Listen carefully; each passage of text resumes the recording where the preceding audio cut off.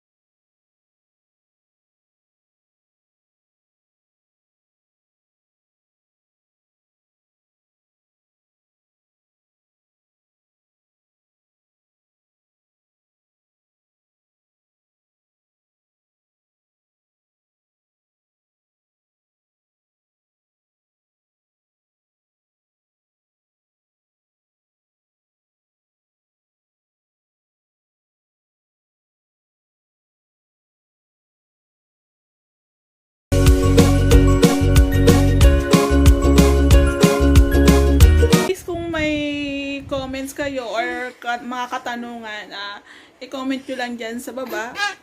Then, isasagutin po natin kung care naman. Okay guys, thank you for watching my vlog.